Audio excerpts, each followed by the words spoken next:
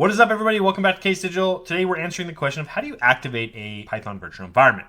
Now this tutorial is going to be all kind of in the command line. There are some IDEs, I think like PyCharm, stuff like that, that allow you to activate kind of virtual environments. And VS Code, I guess you can do as well. But I'm going to show you how to do it in a terminal.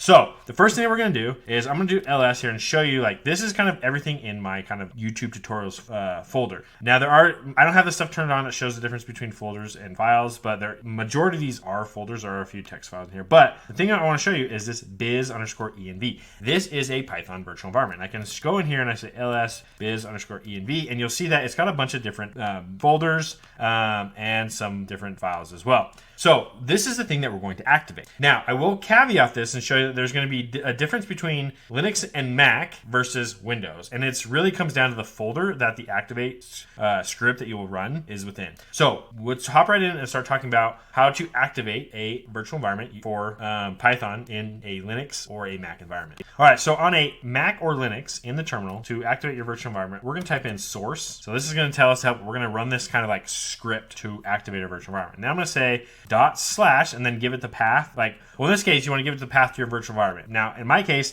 my virtual environment is located in this YouTube tutorials Python basics folder. So then I can just say biz, I can just type in the name of that folder, and just like that, tab complete, and it gives us the name of the folder. And then the key difference, you're going to basically do the same thing in Windows, but the key difference is in the Mac and Linux, you're going to type bin, and then I can hit tab complete. It's just going to do the / and then activate, right?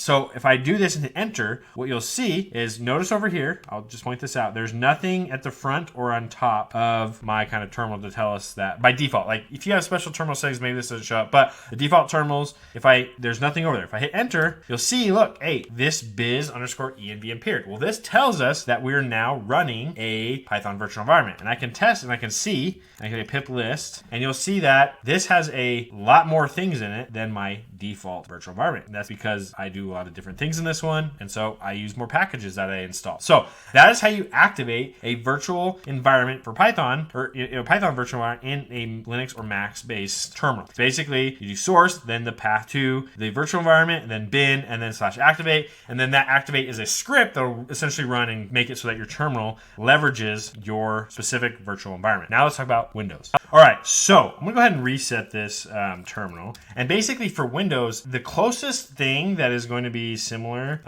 to a, let's say, the Mac and Linux command is going to be if you're using, say, like the min GW terminal, and that kind of acts like a Linux type terminal but on a Mac machine. The only caveat is basically rather than doing source, the path to your virtual environment, bin, activate, you'll simply swap out the bin for a capital S and then just type script with the capital S. Now, this is basically the same for all the other terminals like PowerShell or just the normal command, like the command line or command terminal.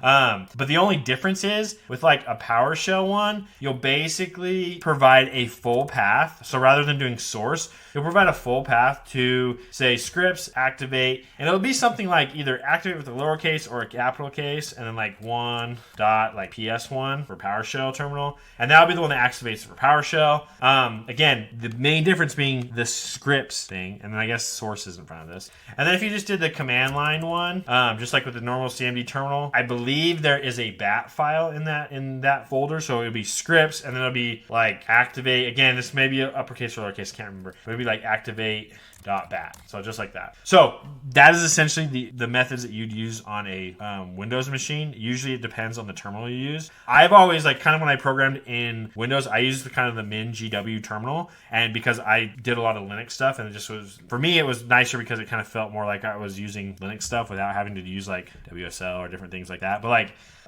so I was always so used to just doing, source / biz environment, and then doing scripts /activate rather than doing bin, which is what you would do if you were, again, like on the Windows or Mac.